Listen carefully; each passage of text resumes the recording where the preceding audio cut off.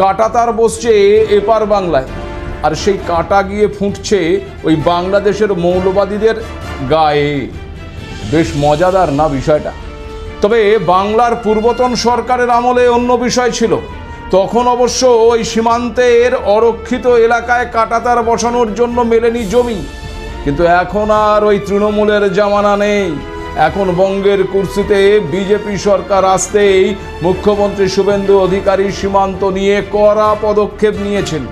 আগের দুটো এপিসোডে আপনাদেরকে জানিয়েছিলাম যে এই নিয়ে ঠিক কি নির্দেশিকা মুখ্যমন্ত্রী দিয়েছেন আর কাজ কতটা এগিয়েছে সে বিষয়েও বিস্তারিত তথ্য তুলে ধরেছিলাম। কিন্তু এখন বিষয় হচ্ছে যে মুখ্যমন্ত্রী শুভেন্দু অধিকারী রাজ্য সরকারের অবস্থান পরিষ্কার করার পরেই সীমান্তের বিভিন্ন অংশে জমি অধিগ্রহণ সংক্রান্ত বৈঠকে বসছে ওই বিএসএফ এবং সরকারি কর্মকর্তারা। জোর কদমে চলছে কাজ। ইতিমধ্যে গত রবিবার সীমান্ত পরিদর্শন করেছেন রাজ্যের খাদ্য ও খাদ্য সরবরাহ এবং সমবায় মন্ত্রী অশোক কীর্তনিয়া।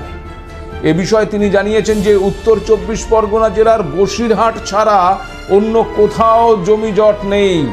বসিরহাট মহকুমার অন্তর্গত 3টি মৌজায় জমি সংক্রান্ত কিছু সমস্যা রয়েছে, তবে সংশ্লিষ্ট সমস্ত পক্ষকে সঙ্গে নিয়ে গ্রামের মানুষদের বোঝানোর কাজ চলবে। সমস্যা মিটে গেলে খুব ভালো, না হলে আইনি অনুযায়ী ব্যবস্থা নেওয়া হবে। আর সেক্ষেত্রে ওই বাংলাদেশ সীমান্তরক্ষী বাহিনী হোক বা তৃণমূলের গুন্ডা, কারোর সঙ্গেই কিন্তু কোনো কম্প্রোমাইজ করা হবে না। কে বাধা দিল তাতে কিচ্ছু যায় আসে না। অন্যদিকে মালদা জেলার সীমান্ত এলাকাগুলোতেও কিন্তু কৃষকরা এই কাঁটাতারের বেড়া তৈরির জন্য স্বেচ্ছায় জমি দিয়েছেন বলেই জানা যাচ্ছে। আর এতেই নাকি খুব সমস্যায় পড়েছেন এখন ওই বাংলাদেশের মৌলবাদীরা। কেন বলুন তো? দেখুন, এক তো আগের দিনই আপনাদেরকে বলেছিলাম যে এতে করে জামাতের মতন কট্টর রাজনৈতিক দলগুলোর সীমান্ত রাজনীতিতে একেবারে ধাক্কা খাবে। আর তাছাড়া আপনারাও জানেন যে পশ্চিমবঙ্গ, আসাম এবং ত্রিপুরার মতন সীমান্ত রাজ্যগুলোতে গত কয়েক দশকে বিপুল পরিমাণ অবৈধ অনুপ্রবেশের ফলে স্থানীয় জনসংখ্যা এবং সংস্কৃতির যে ভারসাম্য তা বিঘ্নিত হয়েছে। অনুপ্রবেশকারীরা ভারতে ঢোকার পর দালাল চক্রের মাধ্যমে ভুয়ো আধার কার্ড, ভোটার কার্ড এবং রেশন কার্ড বানিয়ে নিচ্ছে, যা ভারতের গণতান্ত্রিক প্রক্রিয়া এবং নির্বাচন ব্যবস্থার জন্য একটা বড় হুমকি। এই অনুপ্রবেশের অভিযোগ বারবার উঠলেও মমতা বন্দ্যোপাধ্যায়ের সরকার কিন্তু সেই বিষয়ে কোনো কর্ণপাত করেনি। উল্টে ওই অনুপ্রবেশকারীদেরই দলের নেতা নেত্রী কিংবা নিজেদের ভোটার বানানোর অভিযোগ উঠেছিল ওই তৃণমূল কংগ্রেসের বিরুদ্ধে। আর সেই অভিযোগ কতটা সত্যি ছিল রাজ্যে বিজেপি সরকার আসতেই তার প্রমাণ কিন্তু পাওয়া যাচ্ছে। এই রবিবার রাতেই উত্তর 24 পরগনার নিমতা থেকে গ্রেপ্তার হয়েছে 8 বাংলাদেশি নাগরিক সহ এক ভারতীয় আশ্রয়দাতা। এই সমস্ত বাংলাদেশিরা ভারতে অবৈধভাবে প্রবেশ করেছিল এবং তারপর খুব সহজেই বানিয়ে নিয়েছিল আধার কার্ড থেকে ভারতের ব্যাংক অ্যাকাউন্ট পর্যন্ত। নিমতার ফতুল্লাপুর অঞ্চল থেকে তাদের আশ্রয়দাতা এক ভারতীয় নাগরিক ওই শহীদুল ইসলামকেও সে কারণে গ্রেপ্তার করেছে পুলিশ। মমতার আমলে যে পুলিশ একেবারে ঠুটো জগন্নাথ হয়ে বসেছিল, শুভেন্দুর আমলে সেই পুলিশই এবার একেবারে জেগে উঠেছে। পুলিশ সূত্রে যা খবর পাওয়া যাচ্ছে তাতে জানা যাচ্ছে ধৃতরা স্বীকার করেছে যে তারা টাকার বিনিময়ে বাংলাদেশ থেকে ভারতে এসেছিল। এরপর নিমতা ফতুল্লাপুর অঞ্চলে ওই ভারতীয় নাগরিক শহীদুল ইসলামের বাড়িতে থাকতে শুরু করে। পুলিশ সূত্রে আরও জানা যাচ্ছে যে এই ভারতীয় নাগরিক মানে ওই শহীদুল তাদের টাকার বিনিময়ে থাকতে দিয়েছিল। ধৃতদের কাছ থেকে কি উদ্ধার হয়েছে জানেন? ভারতীয় আধার কার্ড, ভারতীয় প্যান কার্ড, ডেবিট কার্ড, এমনকি জন্মের শংসাপত্র। পুলিশ ইতিমধ্যেই সেগুলোকে বাজেয়াপ্ত করেছে। ধৃত বাংলাদেশি নাগরিকদের নাম সুমন গাইন, বাহারুল মণ্ডল, আব্দুল রহমান সর্দার, রিয়াজ মণ্ডল, ইলিয়াস সর্দার। এছাড়াও মহিলা রয়েছে আবার জাহারা বিবি, আনোয়ারা বিবি, সুমি বিবি। ভাবুন একবার অবস্থাটা কি। এতদিন কিভাবে এদের আশ্রয় প্রশ্রয় দেওয়া হচ্ছিল। দেখুন, এটা তো আমরা সবাই জানি যে ভারতে বহুদিন ধরেই এই অনুপ্রবেশের সমস্যা রয়েছে। পশ্চিমবঙ্গ, অসম, ত্রিপুরা এবং উত্তর পূর্বাঞ্চলের বিস্তীর্ণ সীমান্ত এলাকায় নদী, চোরাপথ এবং সীমান্তবর্তী যে জনবসতি, তার কারণে এই অনুপ্রবেশ ঠেকানোটা বেশ কঠিন। কিন্তু শুধুমাত্র সীমান্ত পার হওয়াই যে বড় সমস্যা এমনটা কিন্তু নয়। আরও ভয়ঙ্কর বিষয় হলো এই ভারতে ঢোকার পর সহজেই ভুয়ো পরিচয়পত্র তৈরি করে একেবারে সমাজের মূল স্রোতে মিশে যাওয়া। নিমতার ঘটনায় ধৃতদের কাছ থেকে ভারতীয় নথিপত্র উদ্ধার হওয়া প্রমাণ করছে যে জাল ডকুমেন্ট তৈরির একটি সুসংগঠিত চক্র এই বাংলাতেও সক্রিয় রয়েছে। আর এই আধার কার্ড, প্যান কার্ড কিংবা জন্মের শংসাপত্র একদিনে কিন্তু তৈরি হয় না। এর পেছনে যেমন স্থানীয় স্তরে দালাল, দুর্নীতিগ্রস্ত কর্মী, সাইবার জালিয়াত চক্র কাজ করছে, তেমন আবার এই সব কিছু কখনোই ওই রাজনৈতিক দলের সমর্থন ছাড়া সম্ভব ছিল না। আর তৃণমূল কংগ্রেসের বিরুদ্ধে অনুপ্রবেশকারীদের সমর্থন জোগানোর যে অভিযোগ বারবার উঠেছে, নিমতার এই ঘটনা কিন্তু তাতেই একেবারে শিলমোহর দিয়ে দিল। আর এরাই যে ওই তৃণমূলের ভোট ব্যাংক ছিল, একথা আমার আর নতুন করে বলার কোনো দরকার নেই। গোটা বিষয়টাই এখন পরিষ্কার। কেন মমতা বন্দ্যোপাধ্যায় বারবার ওই SIR এর বিরোধিতা করছিলেন সেটাও পরিষ্কার হয়ে যাচ্ছে। শুধুমাত্র রাজনৈতিক স্বার্থের জন্যই গোটা দেশটাকেই কি তবে ওই বিপদের মুখে ঠেলে দিয়েছিল মমতা বন্দ্যোপাধ্যায়ের সরকার? কারণ দেখুন, বৈধ নথি ছাড়া ব্যাংক অ্যাকাউন্ট খোলা বা দেশের আর্থিক ব্যবস্থায় প্রবেশ করাটা কিন্তু সহজ বিষয় নয়। আর সবচেয়ে উদ্বেগের কারণ হলো এই ধরনের নথি শুধুমাত্র ওই বসবাস বা কাজের জন্য নয়, ভবিষ্যতে বড় অপরাধমূলক কর্মকাণ্ডের ক্ষেত্রেও কিন্তু তৈরি করতে পারে। ভুয়ো পরিচয়ে ব্যাংক অ্যাকাউন্ট ব্যবহার করে অর্থ পাচার, সাইবার প্রতারণা, মানব পাচার বা জঙ্গি নেটওয়ার্কের অর্থ লেনদেনের আশঙ্কাটাও কিন্তু থেকে যায়। তাই এই ঘটনাকে শুধুমাত্র ওই অবৈধ অনুপ্রবেশ হিসেবে দেখলে হবে না, বলা ভালো এটি সরাসরি জাতীয় নিরাপত্তার সঙ্গে যুক্ত। এখানে আরও একটা প্রশ্ন হচ্ছে, কেন কিছু ভারতীয় নাগরিক অর্থের বিনিময়ে এই অবৈধ অনুপ্রবেশকারীদের আশ্রয় দেয়? নিমতার ঘটনায় গ্রেপ্তার হওয়া আশ্রয়দাতা ওই শহীদুল ইসলামের বিরুদ্ধে অভিযোগ তিনি টাকার বিনিময়ে তাদের থাকতে দিয়েছিলেন। কিন্তু বিষয় হচ্ছে, টাকার লোভ, রাজনৈতিক সুরক্ষা অথবা প্রশাসনিক শিথিলতা, যেটাই হোক না কেন, এই প্রবণতা দেশের আইনের শাসনের জন্য বিপজ্জনক। কারণ সীমান্ত রক্ষা শুধুমাত্র BSF বা পুলিশের কাজ নয়, স্থানীয় সমাজের এবং রাজ্যের শাসক দলেরও একটা বড় দায়িত্ব রয়েছে। কিন্তু সেই দায়িত্ব কিভাবে পালন করা হয়েছে এতদিন, তা নিশ্চয়ই বুঝতে পারছেন। আর এটাও নিশ্চয়ই আপনারা বুঝতে পারছেন যে এই অরক্ষিত সীমান্তে তাই কাঁটাতার দেওয়ার কতটা প্রয়োজন হয়ে পড়েছে। কিন্তু প্রশ্ন হচ্ছে, ওই সীমান্তে যেখানে কাঁটাতার দেওয়াটাই বাঞ্ছনীয় হয়ে পড়েছে, সেখানে বাংলাদেশের মৌলবাদীদের এত সমস্যা কেন? তবে কি এবার ওই গরু থেকে মাদক, নিষিদ্ধ দ্রব্য থেকে মানুষ, এই সমস্ত পাচার স্তব্ধ হয়ে যাওয়ার আশঙ্কাতে ভুগছেন তারা? জানেন কি, বাংলাদেশ থেকে ভারতে মানব পাচারের মূল উদ্দেশ্য ঠিক কি? কেন বাংলাদেশের মাজারে জামাতের তাণ্ডবের দায় বাংলাদেশিরা চাপিয়ে দিচ্ছে এই পশ্চিমবঙ্গের মুখ্যমন্ত্রীর ঘাড়ে? তবে কি শুভেন্দু অধিকারীর পশ্চিমবঙ্গে মুখ্যমন্ত্রী হওয়ায় একেবারে ভয়ে কাঁপছে ওই বাংলাদেশের মৌলবাদীরা? দেখুন, এ কথা সত্য যে 2025 সাল থেকে 2026 সালের মে মাস পর্যন্ত পুরো ভারতে কয়েক হাজার অবৈধ বাংলাদেশি নাগরিককে আটক এবং ডিপোর্ট করা হয়েছে। ভারতের স্বরাষ্ট্র মন্ত্রকের দেওয়া তথ্য অনুযায়ী শুধুমাত্র 2025 সালের জানুয়ারি থেকে নভেম্বর মাসের মধ্যেই ভারত বাংলাদেশ সীমান্তে অনুপ্রবেশের চেষ্টা করায় 3120 জনেরও বেশি ব্যক্তিকে গ্রেপ্তার করা হয়, যাদের মধ্যে সিংহভাগই ছিল বাংলাদেশি নাগরিক। স্বরাষ্ট্র মন্ত্রকের কঠোর নির্দেশের পর দিল্লি পুলিশ 2025 সালে প্রায় 2200 জন অবৈধ বাংলাদেশিকে আটক এবং ডিপোর্ট করে। এর পরবর্তী দফায় 2025 সালের জুন মাস থেকে 2026 সালের ফেব্রুয়ারি মাস পর্যন্ত এই গত 9 মাসে আরও 1589 জন বাংলাদেশিকে শনাক্ত করে ওই দেশে ফেরত পাঠানো হয়েছে।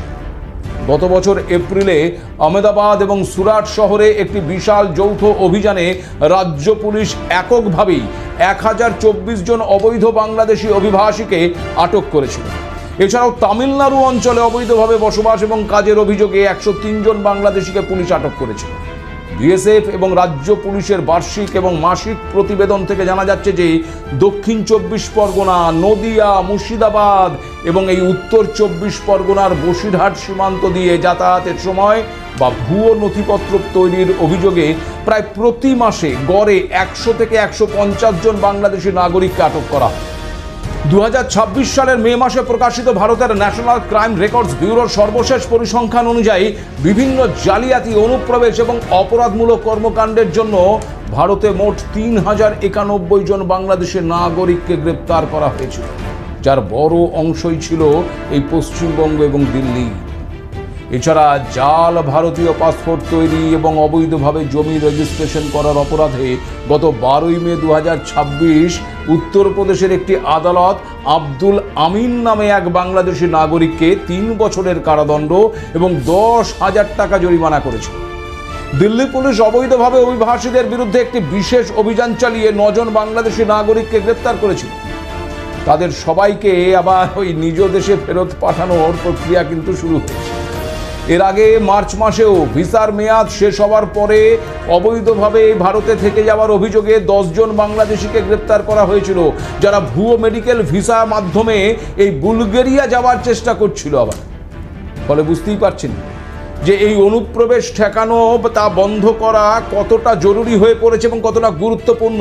কিন্তু এই অনুপ্রবেশ বন্ধের জন্য কাঁটাতারের কথা শুনেই কেমন যেন একেবারে খোঁচে লাল হয়ে যাচ্ছে ওই বাংলাদেশি মৌলবাদীরা।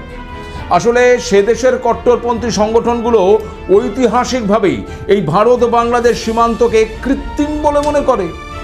কাঁটাতারের বেড়া তৈরি হলে তাদের ভূখণ্ড বিস্তার বা ওই প্রভাব বিস্তার, মানে ওই গ্রেটার বাংলাদেশের অলীক কল্পনা বাধাগ্রস্ত হয়ে পড়বে। স্বাভাবিকভাবেই তাদের চিৎকার এখন শুনতে পাওয়া যাচ্ছে। তাছাড়া ভারতের সীমান্ত রাজ্যগুলোতে অবৈধ অনুপ্রবেশের মাধ্যমে ভারতের জনসংখ্যাগত ভারসাম্য পরিবর্তন করে দেওয়াটা ওই বাংলাদেশি কট্টরপন্থীদের একটা দীর্ঘমেয়াদী কৌশল। আর সীমান্ত অঞ্চলের চোরাচালান অনেক সময় এই কট্টরপন্থী এবং সন্ত্রাসী সংগঠনগুলোর টাকার উৎসের অন্যতম প্রধান কারণ হয়ে যায়। আর খোলা সীমান্ত থাকলে অপরাধীরা অপরাধ করে সহজেই এক দেশ থেকে অন্য দেশে পালিয়ে যেতে পারে। কাঁটাতারের বেড়া এবং বিএসএফ এর কড়া নজরদারি এই অপরাধমূলক অর্থনৈতিক নেটওয়ার্ক এবং নিরাপদ আশ্রয়স্থল পুরোপুরি ধ্বংস করে দেয়। তাই তাদের অসুবিধা তো এখন হবেই।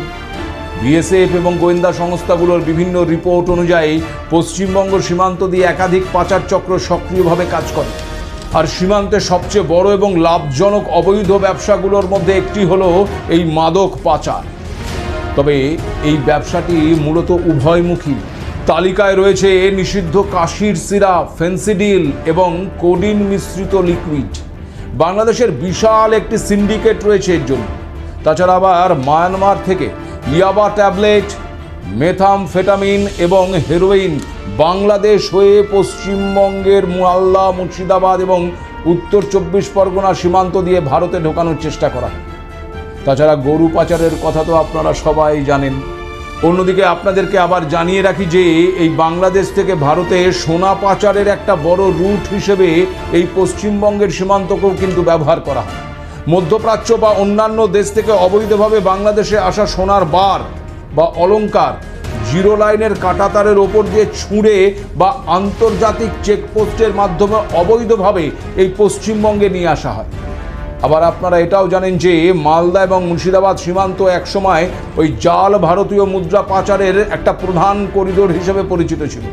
পাকিস্তান বা মধ্যপ্রাচ্য থেকে জাল নোট নেপাল, বাংলাদেশ হয়ে সীমান্ত পেরিয়ে ভারতের অর্থনীতিতে প্রবেশ করানোর চেষ্টা করা হতো। ভারতের নোটবন্দি এবং বিএসএফ এর কড়া ব্যবস্থার পর এই তীব্রতা অনেকটাই কিন্তু হ্রাস পেয়েছে, কিন্তু এখনও মাঝে মধ্যেই বড় অঙ্কের জাল নোট উদ্ধারের খবর কিন্তু পাওয়া যায়। এছাড়া কোনো বৈধ নথিপত্র ছাড়াই শুধুমাত্র আর্থিক কারণে স্থানীয় দালাল চক্র সীমান্তে অবৈধভাবে পারাপারের ব্যবসা চালায়। আর সবচেয়ে বিপজ্জনক হলো এই দরিদ্র এবং প্রত্যন্ত অঞ্চলের নারী এবং শিশুদের উন্নত জীবনের প্রলোভন দেখিয়ে অথবা অবৈধ কাজের উদ্দেশ্যে ওই বাংলাদেশ থেকে ভারতের বিভিন্ন বড় শহরে পাচার করার একটা চক্র আবার কিন্তু সক্রিয়। দেখুন, বাংলাদেশ থেকে ভারতে মানব পাচারের পেছনে মূল লক্ষ্য থাকে ওই দরিদ্র এবং অসহায় মানুষদের বিভিন্ন ধরনের শোষণের কাজে ব্যবহার করা। তদন্তকারী সংস্থা এবং সীমান্ত সূত্রে জানা যাচ্ছে যে পাচারকারীরা মূলত নারী এবং কিশোরীদের চাকরি এবং উন্নত জীবনের প্রলোভন দেখিয়ে ভারতে এনে যৌন ব্যবসায় ঠেলে দেয়। পাশাপাশি আবার বহু পুরুষ, নারী এবং শিশুকে ইট ভাটা, নির্মাণ ক্ষেত্র, কারখানা এবং কৃষিকাজে কম মজুরিতে জোরপূর্বক শ্রমিক হিসেবে ব্যবহার করা হয়। অনেক তরুণীকে গৃহকর্মী বা জোর করে বিয়ের জন্য আবার বিক্রি করে দেওয়া হচ্ছে বলেও অভিযোগ। কিছু ক্ষেত্রে শিশু শ্রম এবং অঙ্গ পাচারের মতন ভয়ঙ্কর অপরাধেও কিন্তু এই চক্র জড়িত থাকার তথ্য মিলেছে। তদন্তে উঠে এসেছে পশ্চিমবঙ্গের উত্তর 24 পরগনা, নদিয়া, মুর্শিদাবাদ এবং মালদা সীমান্তবর্তী এলাকাগুলোতে পাচারকারীরা ভারতে প্রবেশের প্রধান করিডোর হিসেবে ব্যবহার করে।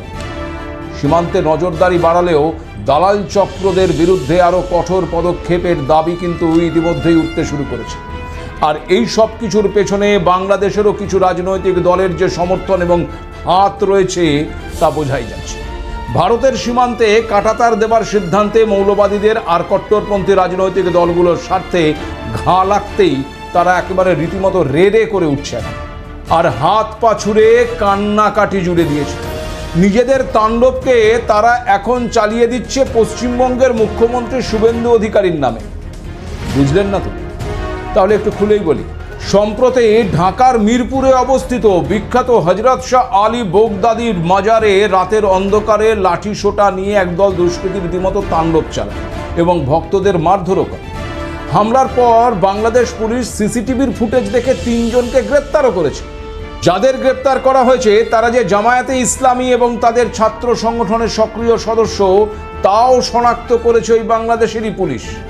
আর এরপরেও ওই জামায়াতে ইসলামের ঢাকা মহানগর উত্তরের পক্ষ থেকে এই হামলার সঙ্গে তাদের যোগসূত্র থাকার কথা পুরোপুরি অস্বীকার করা হয়েছে। আর এক কাঠির ওপরে উঠে এবার বাংলাদেশের মাজারে এই হামলার প্রতিবাদ সভায় বাংলাদেশের কবি এবং চিন্তক ওই ফরহাদ মাজাহার দাবি করেছেন যে এই ধরনের হামলার পেছনে নাকি পশ্চিমবঙ্গের মুখ্যমন্ত্রী শুভেন্দু অধিকারীর রাজনৈতিক প্রভাব রয়েছে। ফরহাদ মাজার আরও বলেছে যে বাংলাদেশে যে মাজার ভাঙা হয়েছে তা শুভেন্দু অধিকারীর নির্দেশে করা হয়েছে। বুঝুন একবার এদের সাহস কতটা। এখানেই শেষ নয়, ফরহাদ আরও বলেছেন যখন তারা গণ অভ্যুত্থান করছিল তখন নাকি শুভেন্দু অধিকারী বাংলাদেশে ঢোকার জন্য সীমান্তে গিয়েছিল। রাজনৈতিক বিশ্লেষকরা এই দাবিকে অত্যন্ত হাস্যকর বলে দাবি করেছেন। ভারতীয় নিরাপত্তা বিশ্লেষকদের মতে বাংলাদেশে যখনই কোনো ওই কট্টরপন্থী গোষ্ঠী মাজার বা সংখ্যালঘুদের ওপর হামলা চালায় তখনই নিজেদের দায় এড়াতে, উগ্রবাদ ঢাকতে ভারতের রাজনৈতিক নেতাদের ওপর দোষ চাপানো তাদের একটা পুরনো চেনা কৌশল। যেহেতু শুভেন্দু অধিকারী বরাবরই ভারত বাংলাদেশ সীমান্তে জামায়াতের উত্থান নিয়ে উদ্বেগ প্রকাশ করে এসেছেন, ফলে বাংলাদেশের মাজার ভাঙার মতন ঘটনায় তার নির্দেশের তত্ত্ব সম্পূর্ণ ভিত্তিহীন এবং রাজনৈতিক উদ্দেশ্য প্রণোদিতভাবেই ব্যবহার করা হচ্ছে বলেই মনে করা হচ্ছে। আসলে পশ্চিমবঙ্গের মুখ্যমন্ত্রী হয়েই শুভেন্দু অধিকারী একের পর এক যে সিদ্ধান্ত নিচ্ছেন তাতেই কিন্তু রাতের ঘুম উড়ে গেছে ওই বাংলাদেশি মৌলবাদীদের। সীমান্তে কাঁটাতার, প্রকাশ্যে পশু জবাই বন্ধ, রাস্তায় নামাজ পড়া বন্ধ করার সিদ্ধান্তে একেবারে তেলে বেগুনে জ্বলছে এখন ওই বাংলাদেশের কট্টরপন্থীরা। আর তাই ভুয়ো ভিডিও, ভুয়ো খবর ছড়িয়ে উত্তেজনা সৃষ্টির চেষ্টা করছে তারা, যে কারণে ভারত বাংলাদেশ সীমান্ত এবং চিকেন স্নেক অর্থাৎ শিলিগুড়ি করিডোরের নিরাপত্তা আঁটোসাঁটো করা হয়েছে। কৌশলগতভাবে গুরুত্বপূর্ণ 22 কিলোমিটার প্রশস্ত চিকেন স্নেক করিডোরের নিরাপত্তা জোরদার করতে সীমান্তে মোতায়েন করা হয়েছে অত্যাধুনিক S-400 ডিফেন্স সিস্টেম এবং রাশিয়ার তৈরি সারফেস টু এয়ার মিসাইল। পাশাপাশি বাংলাদেশ সীমান্ত সংলগ্ন অসমের ধুবড়ি, বামুনি, বিহারের কিষানগঞ্জ এবং উত্তর দিনাজপুরের চোপড়ায় তৈরি হয়েছে 3টি গুরুত্বপূর্ণ সামরিক ঘাঁটি। দেশের উত্তর পূর্বাঞ্চলের সঙ্গে মূল ভূখণ্ডের যোগাযোগ রক্ষাকারী এই করিডোরকে ঘিরে কৌশলগত সতর্কতা আরও বাড়িয়েছে ভারত। ফলে যতই লাফালাফি, কান্নাকাটি, চিৎকার করে গলা ফাটিয়ে যাক ওই বাংলাদেশের মৌলবাদীরা, আখেরে তারা কিছুই করতে পারবে। তবে ওই যে কথায় বলে না, সাবধানের মার নেই, ফলে সাবধানটা কিন্তু থাকাটা বাঞ্ছনীয়। তবে বাংলাদেশের মৌলবাদীদের জেনে রাখা উচিত, আগের জামানা কিন্তু এখন অতীত, সুখের দিন শেষ। তাই ভালোই ভালোই শুধরে গেলে ভালো, না হলে আগামী দিনে তাদের জন্য অপেক্ষা করছে ঘোর কালো অন্ধকার। আপাতত এই পর্যন্ত। নমস্কার।